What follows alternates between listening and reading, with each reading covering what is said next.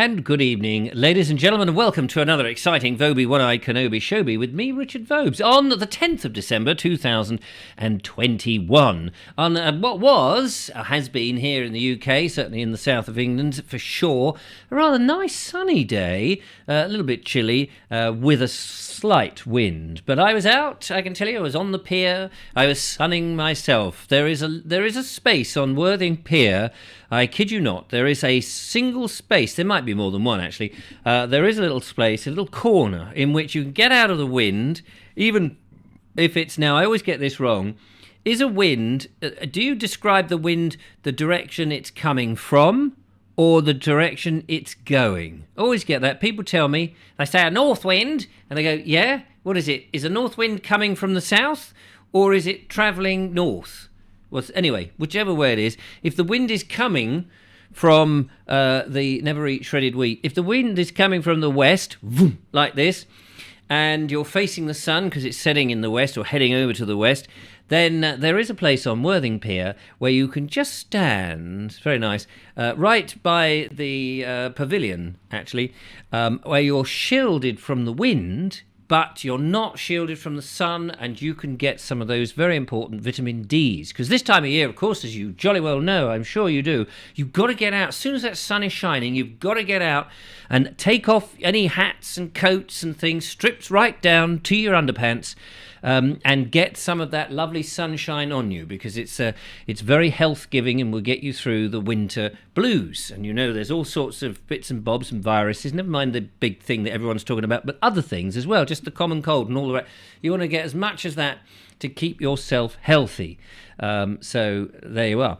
Anyway, that's where I was, and I was standing there with my, because I've got a very nice little bald head here, you see. A lot of people got hair, which then they wrap themselves up, they put a scarf on, they've got their gloves on, they've got hats and all of this, and then they go out and go, oh, we'll go and get some of that lovely vitamin D. And you think, well, where's it going to get you? Where is it going to get you? Just on the old Adam's apple? Is that it? Nope, because there's a scarf there. You've got your dark glasses on because you can't see anything. Where is it going? Well, it goes on, for me, it's like my own solar panel, as the lovely Julia explained today. She said, you've got a solar panel on your head and you will get all those vitamin Ds and it'll sink into your body and go down the neck and then across the shoulder blades, round the boobies and down onto that six-pack that I've got, and then onto those very firm buttocks, down the old quads, down to the calf muscles, and then spread over the toes. And from the shoulders, of course, it'll nip down across the old triceps and biceps, and buy more, buy two, but put one back seps, the ankle seps, the funny bone seps, the sepsis seps, the wristy, nipsy, nipsy, and handy, wandy, pandy, handies, and you'll be full of vigour, vim, and not that you would want to be full of vim. I mean, I think they've renamed it now, haven't they, vim? Because in my old day, vim was like skates on ice. It was always, scouring powders, like skates on ice. But you could get Jif with ammonia. Put that in your coffee. You probably want to throw it down the sink. But don't worry, it'll self-clean. It's a bit like bleach, really. Yes, vim and vigour from the sun. So I feel rather vimish and vigorous. Vigorousness-ish. There, see. Did anyone work out where it's coming from? Which way is the north wind going north? Or is it coming from the north? It's confusing, isn't it? People tell me all the time what it is, and I have no idea. Julia M. says, I think it's coming from, where it's coming from. The north wind is coming from the north. It's not going to the north. But what?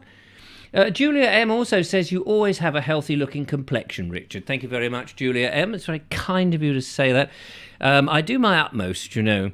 If I don't have that sunny complexion, I get a little bit of the old Woodbine tobacco and rub it well in. That seems to do it. A bit of old teak actually would do it as well, if you've got any spare, anybody.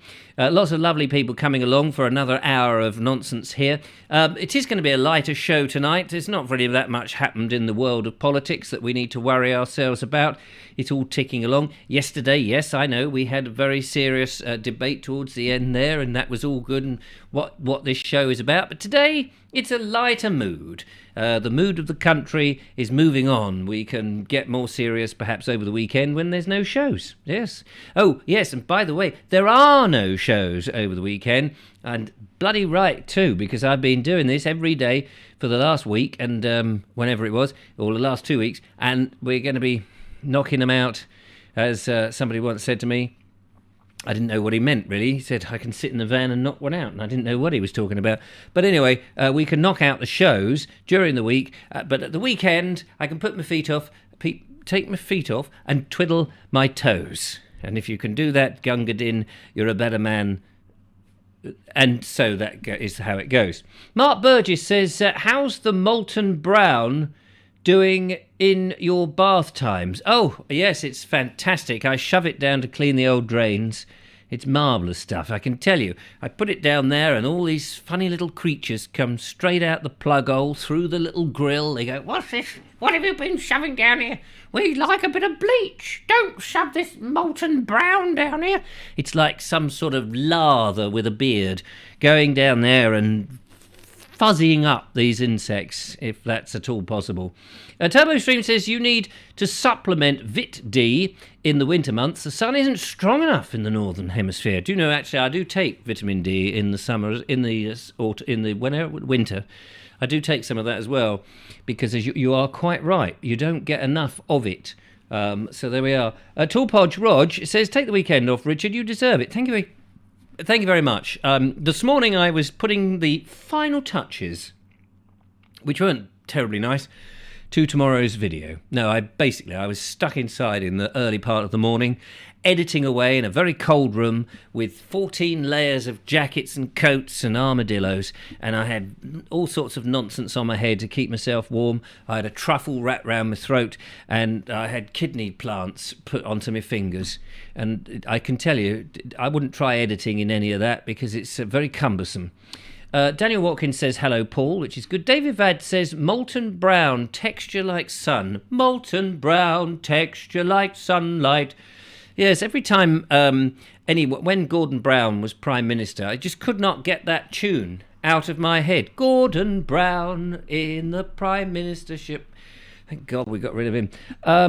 Paul Cockrell says, hello, Daniel. Bonnie says, anyone else lose stuff in their home, then find months or years later? I'm sure they do. I'm sure we all do. Very often it's down the back of the sofa, which is, the place where you're going to put it. So that's all good. And Joanna Jones says, always, always, always, always read the label, but not out loud in Sainsbury's. Now, let me just have a slurp of cough. Fee. That is, if you just have cough, it's free because you don't have to pay the fee. You see what I mean? Now, I've had some more Christmas cards in. I meant to mention this one the other day. This one came in, I think, from Jackie H.W. Yes, indeed, from Jackie Miles and Styles. Sky, I beg your pardon. And it says in here, Dear Richard and Julia, just kidding, Happy Christmas to you. Thank you for the laughter, from Jackie, Miles and Sky. And I think you're supposed to take these little cards, whatever they are, and shove them very delicately, if you can shove things delicately, into all of that, which I will get round to doing that on Christmas. That will be my Christmas Day task. Yes, I'm looking forward to that. By the way, Christmas Day, Christmas Day, Christmas Day, Christmas Day, Christmas Day, Christmas Day, Christmas Day, Christmas Day, Christmas Day. That was my Christmas Day poem. It took me years to write that. It's only now I think I've got the correct number of Christmas days in it. But what I was going to say on Christmas Day is I'm probably going to spend Christmas Day on my own this year.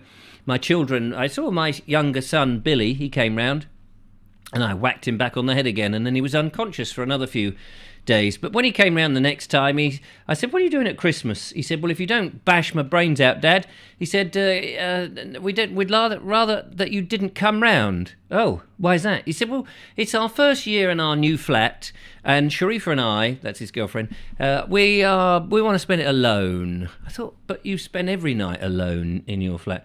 Well, we want to spend the whole day alone. We will have Christmas in our flat, and we don't want anyone coming round and ruining what we're going to be doing. I said, what are you going to be doing? Well, we're going to be doing what young people do.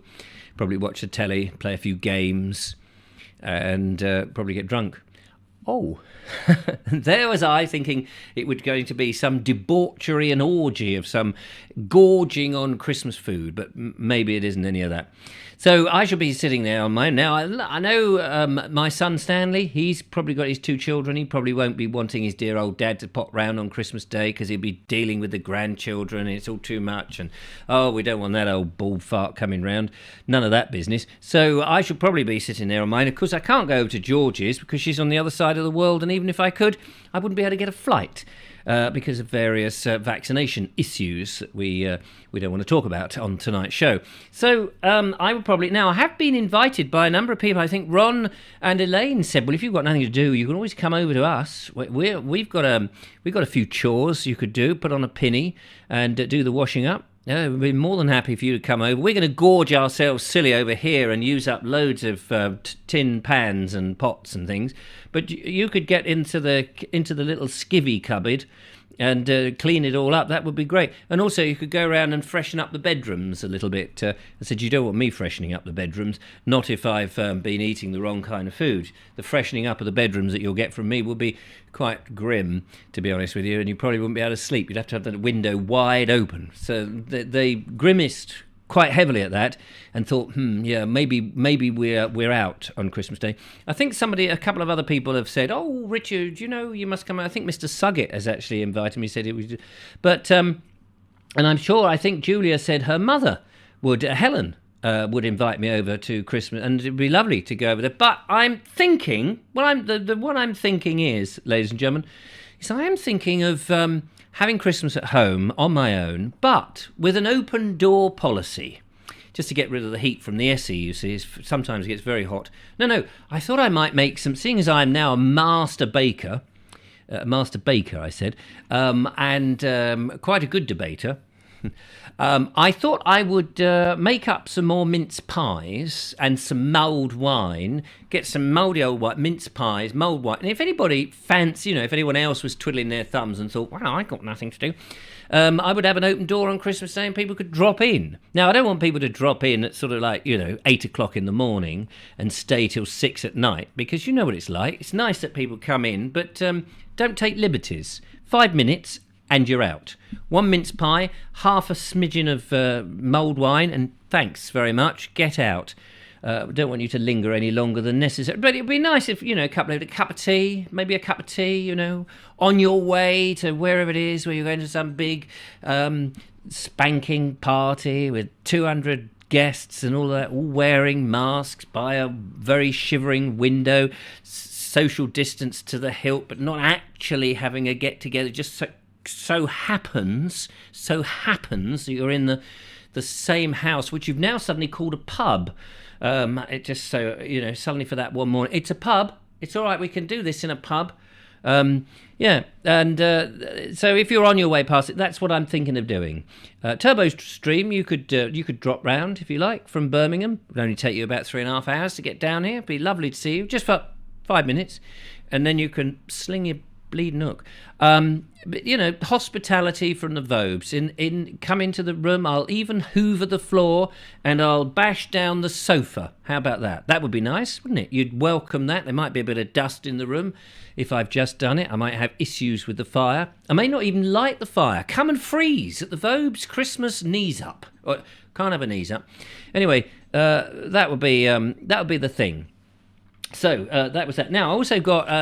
sorry, I haven't read many of your comments. I will get around to that in a minute. Second Christmas card that came in today. Very nice. Thank you very much. Thank you for those people who have sent me a Christmas card. Very kind of you. Some houses here in the snow. And it says, Dear Richard, we wish you a Merry Christmas and a Happy New Year. All the best wishes from your fans, Barbara and Vernon Hibbard. Thank you very much, Barbara and Vernon. It's very kind of you. Very much appreciate that. It's very nice. It's lovely, isn't it? Getting a nice little collection of cards here. Let's just show you these cards here on the old special cardogram. This is what they look like from behind. You often don't see them from behind, do you? Well, that is what they look like. So, tough if you can't see them from the front, but they are actually here. They're all here. Look, I've shown them before, so don't get too worried. And now I had a lovely Christmas gift ladies and gentlemen. Very lovely. With this card in it. This is a gentleman here in red, in space, it looks like, flying through space on skis. I think it was very quickly done because he probably expired fairly swiftly because he doesn't look like he's wearing a spacesuit. But never mind. And this is from a lovely lady called Julia, who's in Wales. And she says, Richard, I hope you like the hat. Oh, yes. You see, I've got this lovely gift. I'll show you that in a minute. It's a sideboard with an old gramophone record inside. She says, I used to make quite a few, but don't seem to have enough time these days. I do have a camper van, and I enjoy making videos for YouTube. And she told us what it's called. I'll tell you that in a minute. But my channel is tiny. It is tiny, actually. You do need a magnifying glass to see it. It's right at the bottom. You go onto YouTube and then you get your magnifying glass, or actually a microscope would probably be better, and you can peer down and there, just, amongst all the other sequins and stuff like that, there is this little gem of a channel. It's not really tiny at all. She says, I do get inspired by watching other channels and have picked up a lot of tips from your channel. Thank you for all your good work you do. I'm going to copy everything you do and make a fortune, whereas you are going to remain in ignoramus. No, she didn't say any of that. So her channel, by the way, if you want to check her out, very nice channel, actually. I was watching a few of her things. Now, it's called, if you search in YouTube, at the end of this, not in the middle of it, thank you, Imp and B. Now, I don't know why it's called that, but that is what if you put Imp, I-M-P, and B, B-E, B as in to be or not to be, Imp and B. Anyway, she goes around it's one of those, that camper van she's got. It's a nice camper van, but it's one of those something mango bongos, or whatever it's called. Bongo Mongo. Well, I can't remember what it's called. Anyway, Julia, she's Welsh, and she's got a husband who's called Richard. Funnily enough, they go around making videos with Richard and Julia. Something going on there, I think. So, this is the hat. Look at this. Isn't this lovely? This is the hat. Look, I have to get back a bit so you can see the bubble. There it is. And that, ladies and gentlemen, has been handmade by her. And it says here on this tiny little piece of labelling of her own, which I think must be her own label, called Nell. And it's handmade for you, 90% acrylic, 10% alpaca. Lining polystyrene, polyester, and something, I can't read that, says care instructions, hand wash only, do not tumble dry. Certainly won't, not with my head in it. So isn't that lovely? Thank you so much, Julia. Very kind of you. And I will mention you in the Bald Explorer as well, so you get a little bit of effort. So yes, Imp and B. I'll write it down in here. I mean, I don't know what the URL is off the top of my head. You'll find it though if you go into YouTube and search Imp. Where is the thing? And B. There we go. That's it. That's what it is. She goes around and she's a very nice lady. So check her out. She needs the extra views. Tell her that I sent her along, and she'd be thrilled. Imp and B. So there we go. Right, let me just have a quick look at some of the comments, ladies and gentlemen. Then we will open up our advent calendar of the day and see how we get on with that. Kerry Baldwin says, we're going to my brother's with my parents for the day and nobody is stopping us. Good for you. I like that. So that's really good. Tool Podge Rod says, brilliant, a cardogram. Ah, yes. And Joanna Jones says, lovely idea. I don't do cards. And Trev Travels from Narrowboat says, it's a bit of a long walk from my boat to Worthing. Ah, well, what you've got to do is get yourself on the Liverpool, whatever it is, foot canal, sail all the way around the thing. It'll only take you 20 minutes. You avoid the M25 doing that. Come down via, Bristol and what have you. Come round the bottom bit where Cornwall is. You get round the coast, past the Isle of Wight, and then you can dock, if you so like, at the pier. And I'll come down and I'll escort you up by gunpoint to the house and feed you a mince pie. So that'd be all right. Nothing wrong with that. Michael White says, I don't normally get my baubles out. Poor old chap. I'm sorry about that. Ask your GP to help you. I'm sure that will be all right. Turbo Stream says, my dad drove a Hillman Imp in the 1970s. Oh.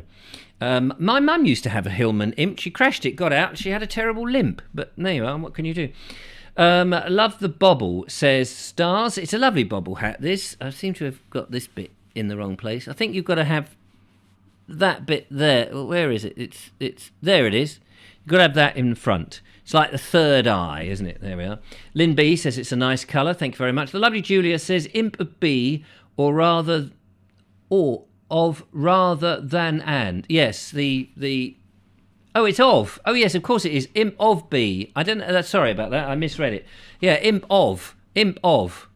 Now, yes, I don't know quite what that means. I'd love to know. Don't forget that you can give us a phone call, but not yet. I'll tell you when. Stand by your beds. And Connor McLeod says, taking my father to the local for lunch and probably sleeping Christmas lunch off. Well, that's a very good idea. And Bonnie says, oh, wait a minute, something about football, so we don't want to... Right, so let us have a look now, ladies and gentlemen, at the Advent calendar thingy.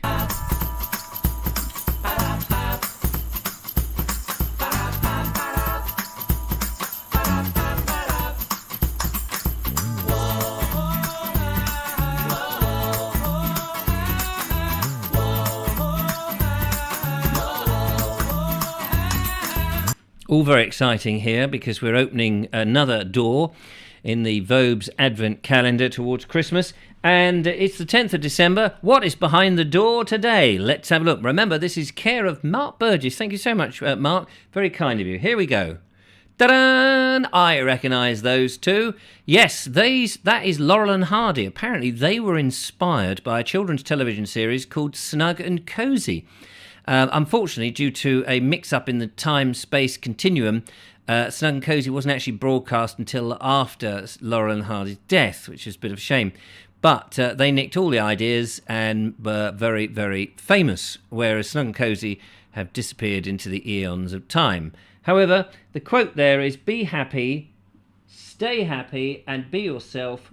We did Laurel and Hardy, and there they go, blurred into insignificance. So fantastic for that. Turn that off because you can see I haven't shaved. Thank you. Nobody wants to see that I haven't shaved. Am I still broadcasting? Oh yes. Lovely. So there we are. That is the Advent calendar. Thanks to Mark Burgess for that. Very, very kind. Now we do have a video in today's show, which will be coming up at soon. But a quick talking point here. Julia Hartley says, I will link to Imp of B in the live chat at the end of the show. Thank you very much. I'll try and find it, actually, while we're watching a video and shove it in there. It'd be nice to give Julie R. in Wales, the Welsh Julia, who knitted this hat for me. I can tell you it's very warm. It's lovely. And it will be appearing in a Bald Explorer video fairly soon. It's been nice to give her a bit of an oomph. Nobody ever did that to me, by the way. It's interesting. I started my channel. Nobody gave me a big oomph up the ladder. I've worked very hard, but I think it's nice to be able to give other people. And you know, in the earlier days of this, a lot of people were sending in their videos. I suppose you remember, and all sorts of them. And they set up their channels on the back of putting their stuff on here. And in the end, you could play the video, and they were already saying like and subscribe. And you thought, well, hang on a minute. And many of them just vanished. Never saw them again. Multi-millionaires now. Yes, but I think that's nice. It is nice to oomph people up a little bit. So there we go. What can you say? I mean, I was very lucky when I did the podcast version of this many years ago. I did have Danny Baker call in, and I had Jonathan Ross call in.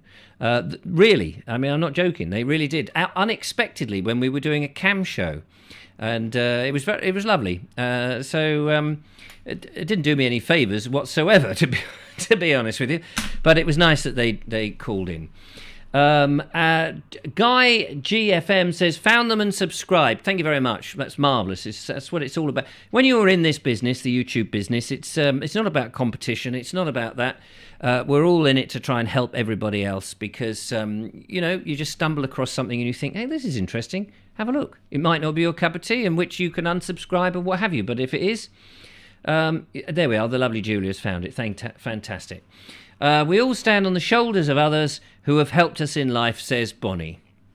That's right. And that's why everybody I've ever stood on is now a dwarf.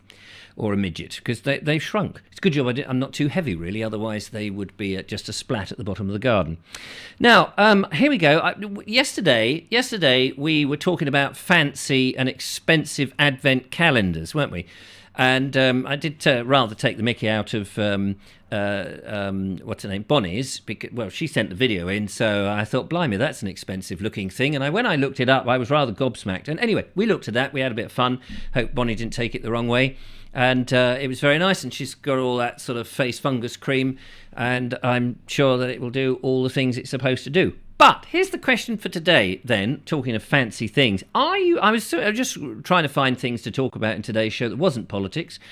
And there was the pictures I found came stumbling across from a Michelin star restaurant, and it was all this very, very fancy food, extremely expensive, with barely anything on the plate that you needed a microscope to have a look at. And I thought, what are you into? Are you into fancy food? Do you like fancy food? Do you like this Michelin star stuff where basically you'll get a big white plate and just a spoon of something that's smeared on it, and you go, there you go. And you go, what the hell is that? That is £265, my friend. Yeah, but what is it made of? Don't ask what it's made of. That is art on a plate. Are you one of those? Do you like a bit of art on the plate? Or are you somebody who actually just says, look, I want £5.99 of slap it on and slap it thick? Are you one of those? Be interested to know. Let me know. Give us a call, 0793 474 6790. What kind of food do you like? If you go to a fancy restaurant, do you push the boat out or do you choose the cheapest thing on the menu? I am afraid I do pick the cheapest thing on the menu, even if somebody else is buying, because I don't want to take the liberty. And anyway, we've got a phone call. Let's find out who's on the line. Hello, caller. Welcome to the show. On the menu. I am afraid I do. Hello? Hello. Hello, dear boy. Hello, Sir Richard. I just phoned you. Yes, I can hear you. Yes, and I was still connected to your phone. Well, that's how it works. You dial the number and it rings, and then you get connected to the phone. It is a marvel of modern day technology. It didn't ring. What? Oh, it didn't ring. Well, that's because I anticipated it. Ah. Yes, we've got this new gadget. You're a psychic.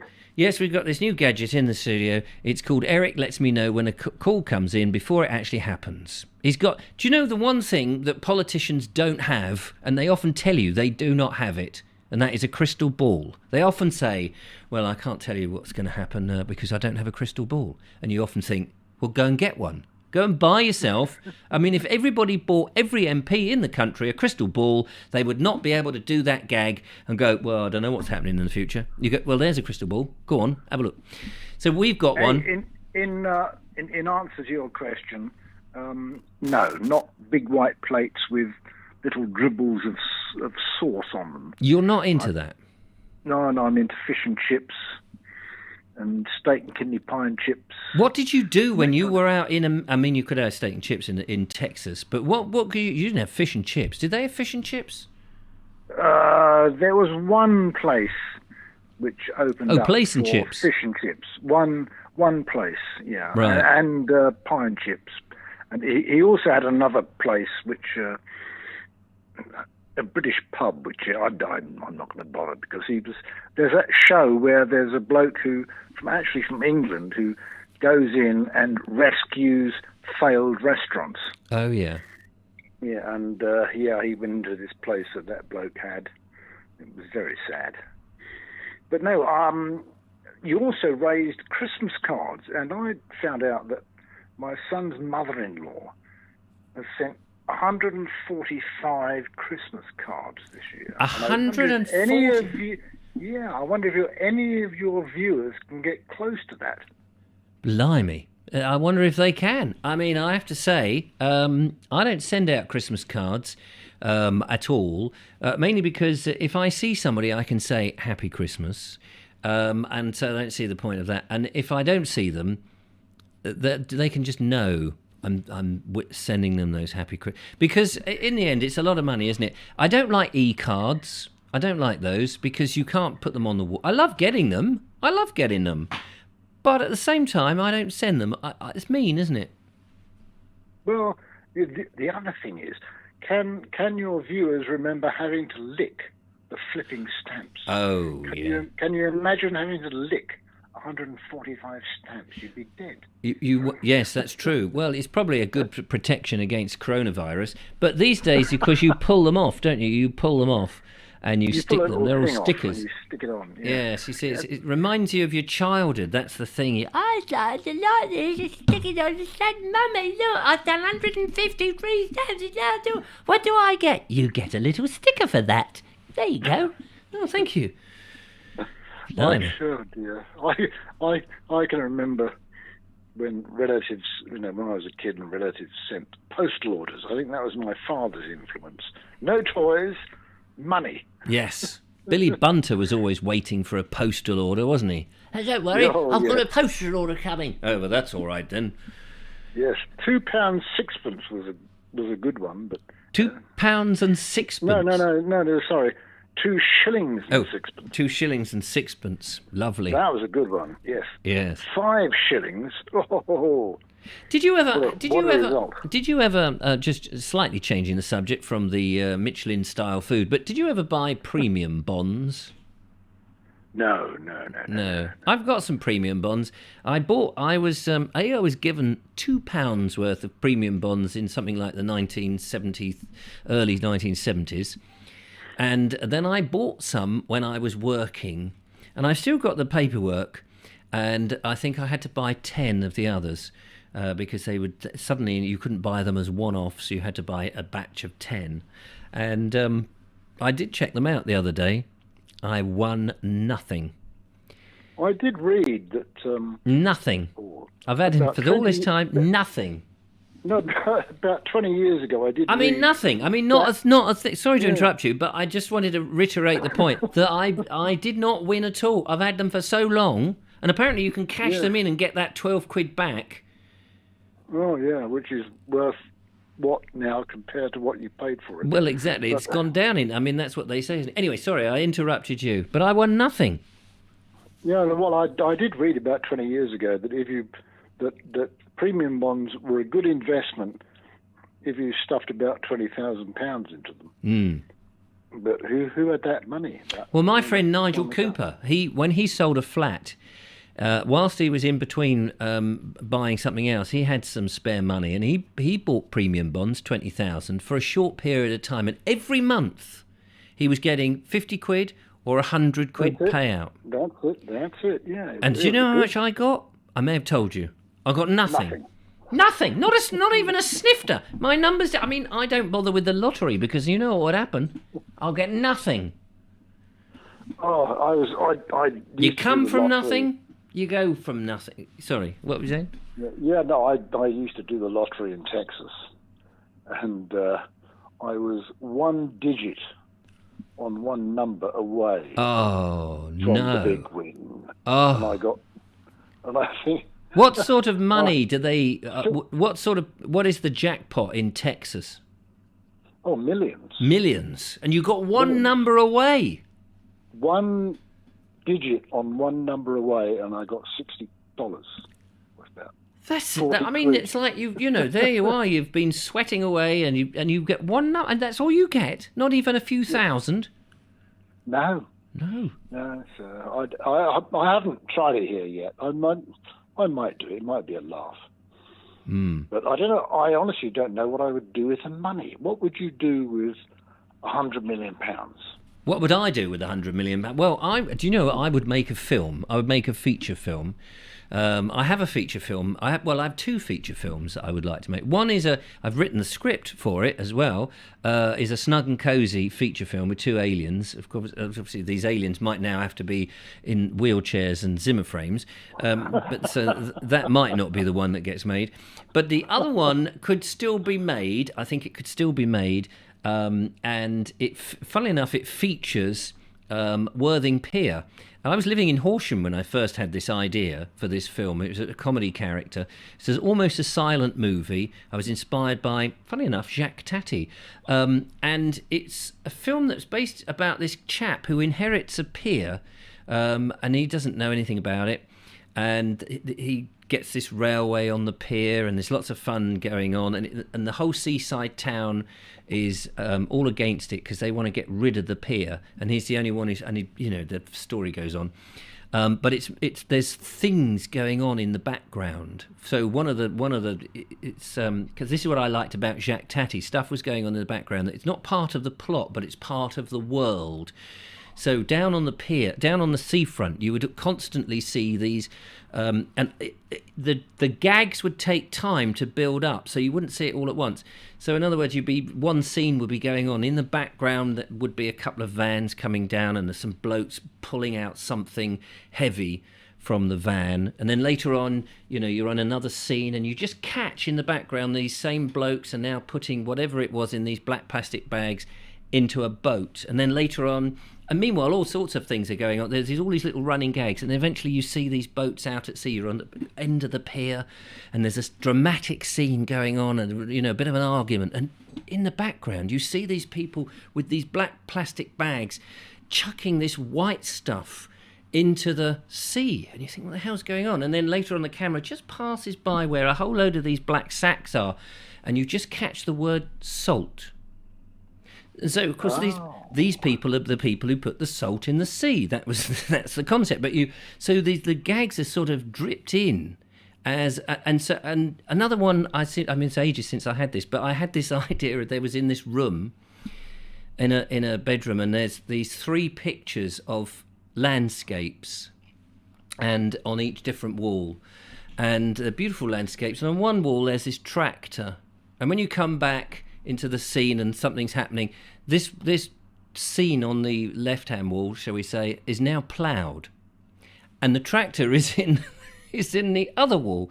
And as the thing goes on, so there'd be all these things. So later, so eventually all the fields get ploughed by the tractor, and of course this was before you'd have moving screens and stuff. I was thinking up this when I was in my late teens, early 20s.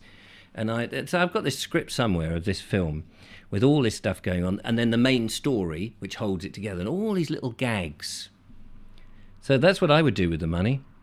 And it wouldn't matter if it didn't make a penny, because it would be a winning thing. I would have won the money, and I could just make this one dream feature film that I wanted to make. You did ask. You did ask. Use the money for that. Yes. I could use the money for all sorts of things, but that's what I would do with it. Yeah, well, you would have all the money in England. In Texas, they tax you on it. Oh, do they? Oh, yes. Oh, yes. That's not fair, is it? No, it isn't. No. Absolutely not. Well, it's the same as inheritance, isn't it? Any answers on how many Christmas cards were sent? I don't. I'm looking now. Let's have a look. Anybody got? How many people have sent any Christmas cards? Just having a look here. No, I don't think anybody. I think that was a bit of a duff question, really. I think that was a bloody useless question, wasn't it? Lynn B says my grandson took 60 cards to school today. That's close, but did you lick any stamps on it? Probably not. 60. I mean, what is the price of a stamp these days? It must be about £45, isn't it, for a stamp? One of the talking about taking cards to everybody at school for Christmas. That's how it works at Valentine's Day in Texas, at least. You can't give a Valentine's card to one child in your class. You have to give a Valentine's card to everyone in your class. What the hell is the point of that? Other than making the card companies extremely rich on one day of the year. Yeah, and I don't know whether there's any sexual discrimination in this. I mean, oh, right. So you've got to give you're not telling me that a young boy goes in to a class of 30 with 29 cards, and he says "Happy Valentine," and he hands them out both to the boys and the girls. Well, I think that's the way it works. Yes. And everybody, all 30 of them hand out 29 cards each, so that everybody comes back with 29 cards from their fellows and go, well, I'm a very popular person. Oh, in my case, it was a girl called Vivian McCulloch. Oh, Vivian McCulloch, I remember her behind the bike shed. She was the first person who stuck her tongue right into my earlobe. I said, never again. I sent her your direction. She used to slap me. I'm not surprised. You're a cheeky man, you are. Anyway, I should piss off. I've got little else to say. Right, you piss off. And it's been lovely talking to you, Alan. I hopefully talk to you again next week. Okay, yeah, so not tomorrow then. Well, you can ring tomorrow, but the phone will be off because there's no show tomorrow, just so you know. Okay. Take care. Lovely to talk to Bye. you. Bye. There we go. I can't ditch the... There we go. Ditched it. And now, of course, Alan, I forgot to say, if ever you are passing on Christmas Day, you're very welcome to pop in if I open the door. I may just decide not to open the door. I may look out and go, I don't like the look of you. You're not coming in. Because, you know, the message might get round and the world and his brother might pop in. I'm 100% decided that I'm having an open door policy. I'll let you know nearer the time. It was just an idea that floated through my head, and I thought you must be mad. Anyway, Julia M says, gave up sending Christmas cards a few years ago when it cost me £20 to let people I never knew say that I had lasted yet another year. Yes, I mean, I don't, you know, just send them a text. It's a lot cheaper, isn't it? Paul Cochrane says, last time I bought a stamp, it was 70-odd pence. Blimey.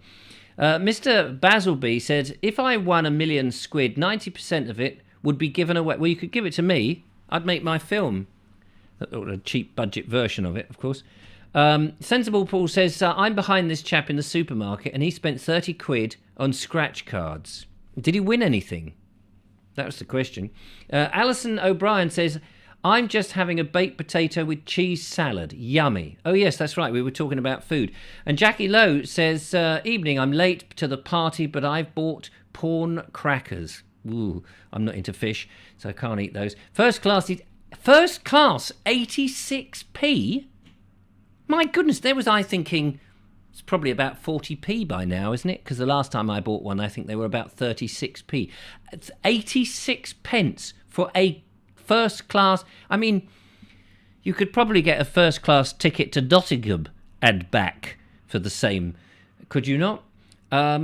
Trev's Travels by Narrowboat says we are actually taxed on the lottery here, but it is on the purchase of the ticket. So everyone pays the tax when purchasing the ticket. So if you spend £1 on your ticket and they take whatever the tax is of that, 25% or whatever it is, so actually it's within that. So 75p is yours and 25p is theirs. And then you win £100,000 and you don't get the money, you don't get tax on it because they've already taken the tax at the source. Clever.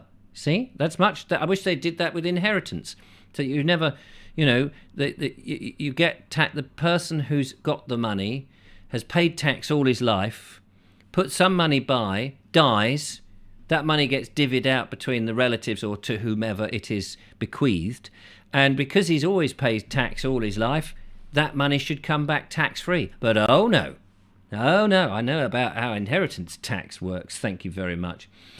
Sean James Cameron says, hello, playmates. I thank you. Hello to you. Very nice to see you. Thank you very much for popping by. Oh, yes, it's read that. What else have we got? Ian C. says, just been to Farm Foods and bought 3 frozen pizzas for £10. Cash back. How much did you... 3 frozen pizzas for £10. So they were like £3.33 each. And the cash you got back was a penny. Perfect. Sensible Paul says, I don't know, as he took them away. All right. And Simon says, £1.75 outside UK stamp price. Is that what it is? £1.70 for a stamp outside. Blimey. Well, there we go. How about that? Right. Well, that was my question. So nobody here is eating fancy food. Good for you. Basic, slap it on and gobble it up. As long as it's healthy. Who needs all that rich, stuff that looks like a chicken that's been shoved through a mangle and then toasted on the side of a bit of roadkill with a few slugs enveloped on the side? We've got a video to play, but we have another phone call. Lovely, always lovely to have a phone call. Hello, caller. Welcome to the show. Hello, it's Kerry here, Kerry Baldwin. Kerry Baldwin, as I live and breathe. How lovely to hear from you. Food. Food, yes. Yes, please. Could you put it on a plate, send it over? I'm starving. Well, I don't know about you, but I like a good plate of traditional liver and bacon, meat pie. I've been to a fancy restaurant once in my life. We paid £95 and the food was it was bland. It was rubbish. You paid... How many of you were there for £95? Oh, no, that was each. That was each? Per couple. I think there was 8 of us, and it was per couple. And we were horrified at the price because being a poor truck maker's lady, we can't afford much anyway, and we were horrified. And the food was it was rubbish. So, no, I like going to a pub and getting a big plate of mashed potato and just good traditional English food, basically. So, you see, I think if you are one of these people that go to those kind of restaurants every day or whatever, and, you're used to paying that sort of money, aren't you? You must be loaded. And so, all I say is, well, good luck to them. They've got the money. Who cares? But if you get stung and it's not your thing, and you get stung like it sounds like you were, and what do you say to them? I've spent 95 quid. I could have taken all 8 of these people out to, with just one of that, with just on the one price. Yeah. I mean, it's utterly, totally ridiculous. And had a much better time in a nice old country pub with good home-cooked stuff for the same money. Yep. All 8 of you could have done it, yeah. Now, tell me, you said you like liver and bacon. My mum used to force-feed me with liver. Well, she didn't force it down me, but we used to have liver. I cannot now eat liver. I know it's really good for you, but how do you do it? Well, Pete does it in I think it's a Delia Smith recipe. I think it's a hot pot. It's not how I used to cook it, which I used to fry up the liver and bacon. But what he does is he does it in a pot with a layer of potatoes on the top. So it's like a casserole kind of thing. Oh. And it goes in the oven for a couple of hours. And that's really nice. And so you don't... I mean, it used to have a really weird texture, liver. I mean, I haven't had it for years, and I think really since I was a kid. So it may have been the way it was cooked. Yeah, it can be a bit rubbery, but it depends how you cook it. Yeah. Mm. What's your favourite food, Kerry?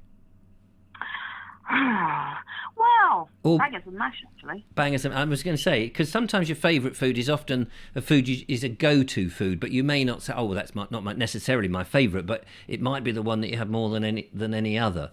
At the moment, I seem to be at home here because I'm on my own. I often cook something which will do me 2 or 3 days. So I do a lot of chili con carnes, or I've recently done a cottage.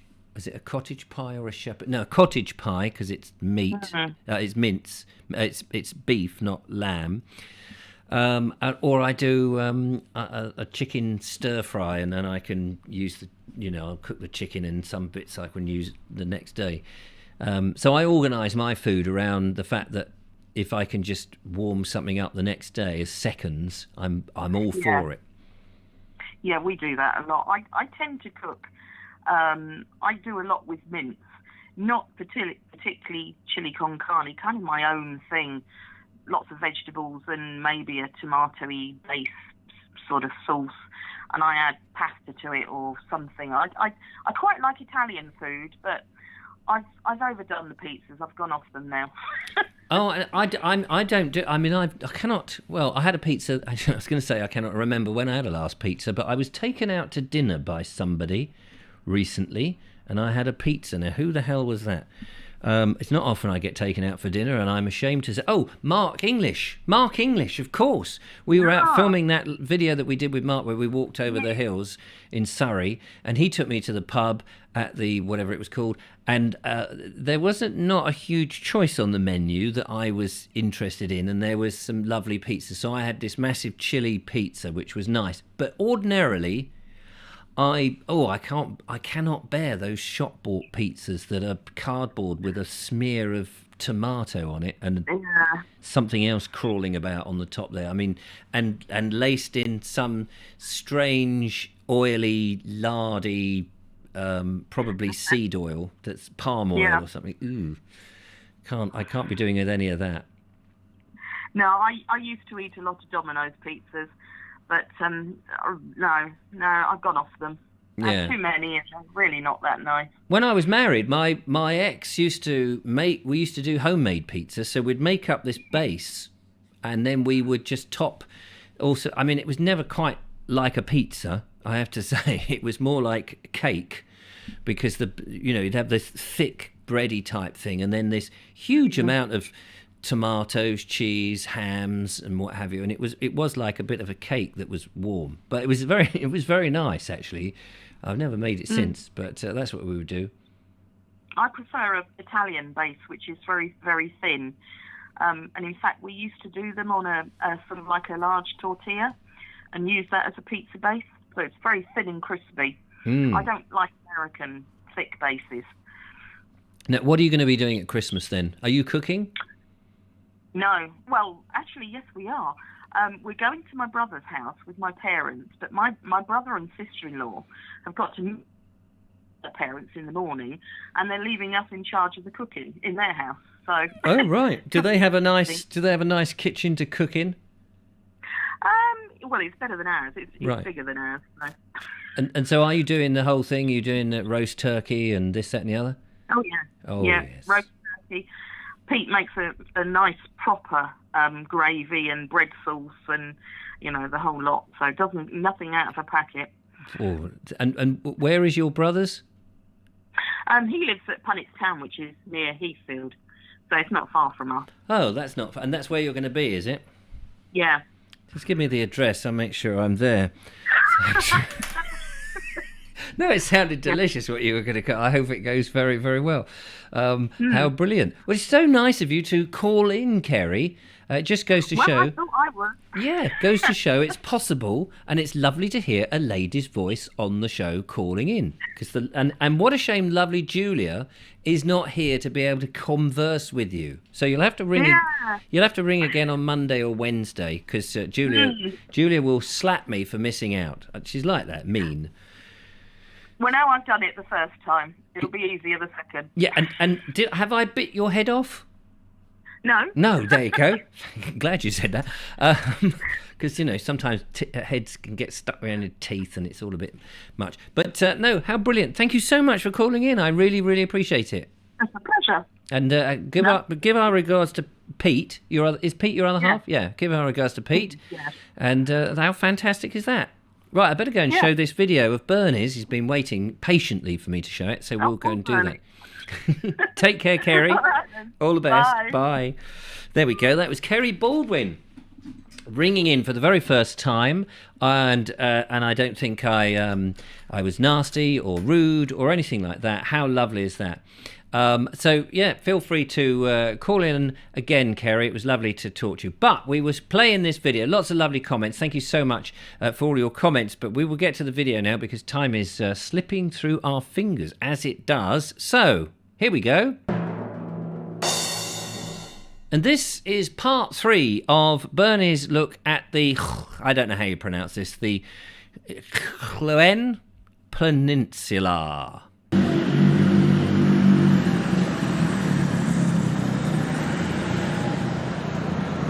Interesting architecture at the front of the station, which is now a cafe. I was relieved away.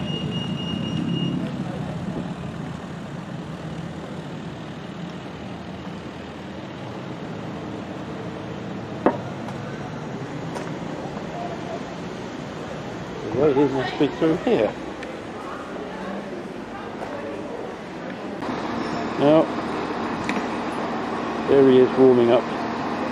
It's a 13:38, all the way to Birmingham. Probably about a 4.5 hour journey, I guess.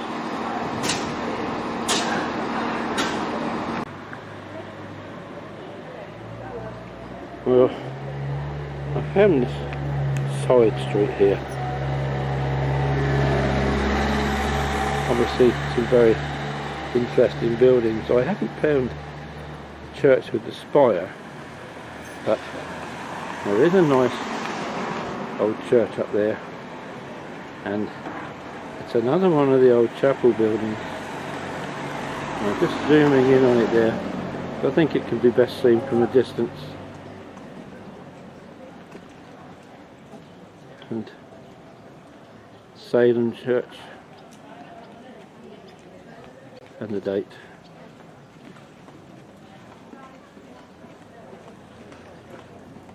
Another one of those lovely old Welsh chapels.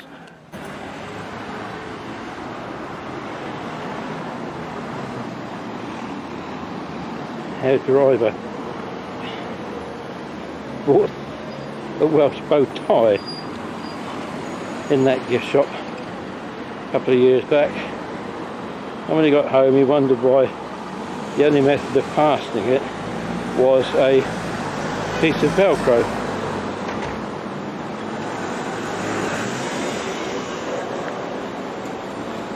And then somebody told him the secret. It was a dog's bow tie. So he's had to work out how to, nothing interesting there, he had to work out how to fix it with his daughter's hairband. There's the remains, pretty substantial remains, of Castell Cricciar up on the headland. I'm told it's one of the last castles built by, I'm sure somebody said it was Owain Glendower. But I have to check on that.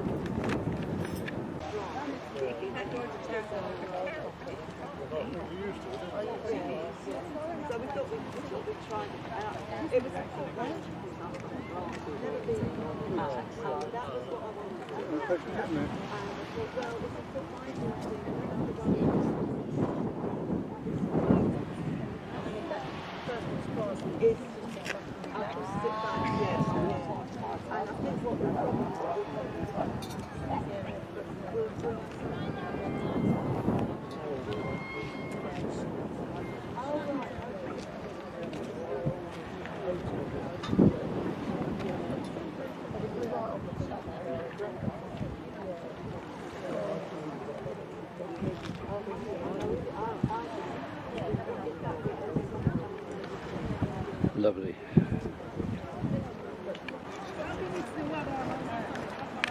Castell Cricciar.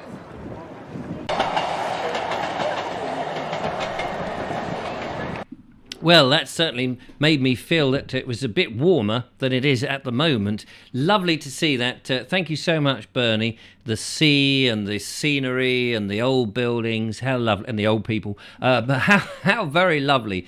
There we are, a little bit of Welshness that's seeped into the show. And of course, because it was Welsh, I put my hat on, which was knitted by Julia from Wales. And do check her out at Imp and Bee. On YouTube. That would be absolutely superb. And we're fast approaching the end of the show and the weekend approaches. Thank you very much for everything. Let's just catch up with a few of your comments in there. Will Martin says pizzas are expensive if you get one delivered. Yes, I mean, a lot of people were having all that delivered food, weren't they, during the lockdown situations. I have to say that takeaway food is not for me, and apart from going to the very rarely, and it's usually only when I know people are here, have I gone to the fish and chip shop, but I never do takeaway curries. Well, I don't do takeaway food altogether. I much prefer to cook my own food. I know then what's in it. I know that nobody else has mucked about with it. I know that there's not any horrible stuff. I mean, admittedly, you don't know what you've got from the supermarket, but I've done the very best that one can. And I like to mix and match the bits and bobs that are in the kitchen and just sort of rustle something up. That's for me. But maybe you are somebody who doesn't want to cook at all, can't face putting the pans out, and just makes that phone call, and within a certain specified amount of time, somebody's knocking at the door with your takeaway. That's all very laudable. We've got to keep the industry going, absolutely. It's not for me, though, but there we go. And Will Martin says, I walk to Borth and Aberystwyth and back along the coastal path. I wonder how far that is. So that's good. Station Master Choice says, this is many miles from Aberystwyth. So there you are. It's not in Aberystwyth. What else? Bonnie says it's a very personal thing what we choose to allow in our mouths, and indeed what we put into our bellies. A lot of people put some very odd things in their mouths. And according to a news item I saw, people put a very strange number of things, including Second World War shells, up their bottoms. But I don't think we'll go into that in any great detail. Thank you very much. What else? Alison O'Brien says, Mr. Vobes as one of the flumps. Yeah, so they're sort of podgy and fluffy, aren't they, the flumps? Christo says, kebab in the morning tells you how bad they are for you. Oh, my days, no thanks. No, fair enough. It's entirely up to you. I'm really not into all that kind of stuff. In fact, I also, apart from... Somebody, who was it? Somebody came down to the house and said I was going to take me out to dinner some time ago now. A lovely chap, and he said, "Where would you recommend?" I said, I don't go out to dinner in Worthing, where I live. I don't know the restaurants at all. There was one restaurant that my daughter Georgie used to work at, an Italian restaurant. I said we could try there. I have eaten there a few times because Georgie used to get a discount. But I said, whereas my son Billy, he was always taking his girlfriend out. But it's all touch and go. And sometimes the lovely Julia and I popped into a pub in the old days before all this nonsense came about. When we were filming, and we would say, oh, look, it's a bit late, I'll take you back in a minute. Shall we go and get some soup? And we would just have soup and maybe chips or something and a non-alcoholic drink. But that's about as far as it goes. Can't really afford to do much more than that. Anyway, there we are. That's it. That's the show done and dusted. 9 o'clock on the nose. Fantastic. Have a wonderful weekend, whatever you're doing. I had some other suggestions for talking points, but I might bring those over because one of them I need your assistance with. Yes, I do. So maybe on Monday, the lovely Julia and I can discuss that and get your input on, but I shall leave that with you as a mystery. Until then, there is a video tomorrow morning where I am out and about in the countryside on a lovely day. Won't say any more than that. Don't want to spoil it for you. That will be up on the Bald Explorer channel at 7 o'clock. Thank you so much for coming along. Big thanks to Julia. I'm not sure if Judith is around at the moment. She may have been. If she is, then thank you so much. Thanks for everybody for keeping everything clean and good. And thank you to Bernie for the wonderful video that we've just seen, and to my lovely phone calls, Alan Sandell and Kerry Baldwin for the first time. Superb call. And thanks to all my lovely Christmas cards and, of course, my gift. Look after yourselves. Take care. Thanks to Julia for being out there as well. And I will see you on Monday on the Vobes Show at the same time, and we will do a week of an hour each time. But until then, take care. Bye for now. Bye-bye.